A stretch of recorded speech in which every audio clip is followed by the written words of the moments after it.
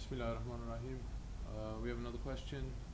What can you do to clear up your mind when there's a lot of nonsense going through it? How do you clear it up?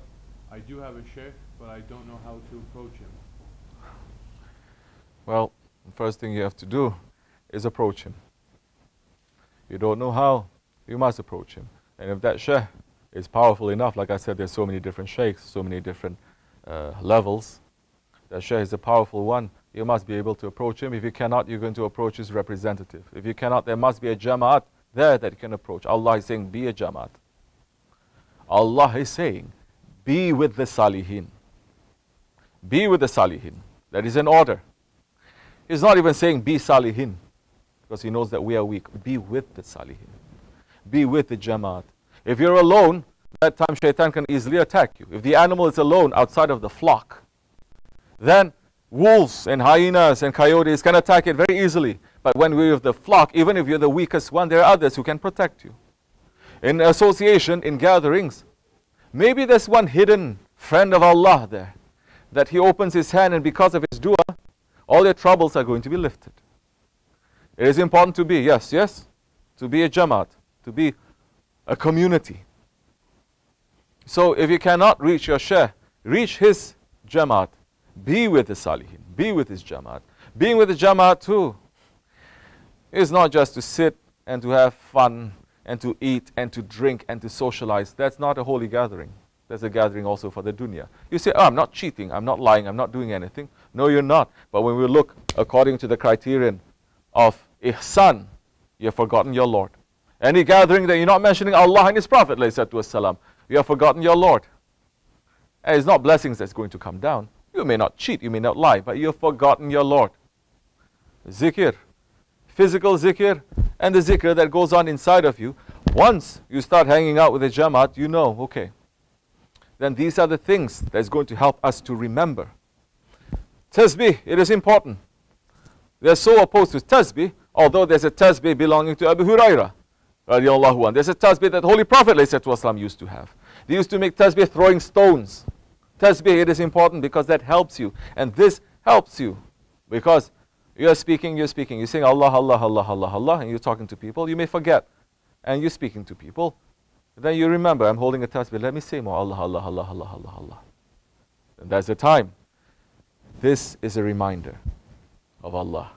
There's a time when you start wearing sunnah clothes. This will be a reminder of Allah. I see a person wearing a turban. He's reminding me of Allah and His Prophet. I'm seeing now others. They are going to remind you of Allah. These are the ways of making a zikr too, to remind us. Then there's a time when you're in Jamaat, you're with the Salihin. You'll be able to approach your Shaykh, not in a physical way. And you'll be able to be guided. And all that confusion will be set aside. Of course a man is going to be confused if he's alone. All his inner demons are going to come out. Yes? You start thinking, you start imagining. I know it's terrible. To be alone is one of the most terrible things. That even Holy Prophet ﷺ, when he traveled from Sidratul Muntaha all the way to Divine Presence, and Jibril ﷺ had to stop there. He says, Ya Rasulullah ﷺ, I cannot move one step, one hair's thickness closer because the divine light is so strong, I will be burned. I will be finished. I will be perished. From here on end, you have to go alone. And he says, Ya Jibril, you're leaving your friend alone.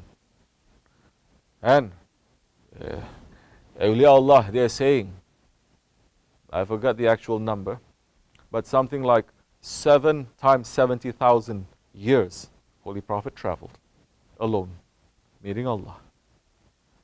And Holy Prophet ﷺ was afraid of that. So to be alone, especially in this world, in this century now, everything is designed to make you to be alone. To be independent, to be unique, to be alone, not to stay in Jamaat, not to follow the Jamaat, not to follow a leader, but to be alone. There's a time when the demons inside of you, the shaitans inside of you, that they say the nafs is 70 times more powerful than shaitan. Shaitan is just whispering. Shaitan on the day of judgment, he's going to say to Allah, he says, Ya Rabbi, they're blaming me for doing all these things. I didn't pull the trigger. I didn't push the button. I didn't take the knife. I didn't do any of this. I just whisper. The man is just doing it. He has a will. He can say, I'm not going to listen to you. But he wants to listen to me. But I'm not responsible. How is shaitan able to penetrate us then? If we're ahsani taqwim, how is the shaitan able to penetrate us if we're made in the most perfect form? If Allah has made us to be Khalifatullah, how is the shaitan able to penetrate us? It is the ego. It is the nafs that Allah has put together with the spirit. That Allah subhanahu wa ta'ala, when He created the spirit and the nafs, and Allah is calling the spirit and saying, who am I and who are you? Our spirit immediately knows. You are my Lord and Creator and I'm your creature. But when Allah calling the nafs, saying, who are you and who am I? That ego, your ego and my ego. That's why in the Nakshibendi Tariqat they're saying the man's ego, if you don't think your ego is worse than shaitan, is worse than Firaun, is worse than Namrud, is worse than Abu Jahil, then you don't have faith. Because shaitan did not go in the presence of Allah and says, you are not Allah. But our ego says, you are you and I'm me. To Allah subhanahu wa ta'ala, you are you and I'm me. Immediately, you exist, I exist. We are the same. You are Lord, I am Lord. You are creator, I am a creator. That hidden shirk is inside of us. All the other statues, all the other ilahs, physically, they're gone. They are finished, they're done, correct? No longer the Kaaba Sharif is surrounded by idols.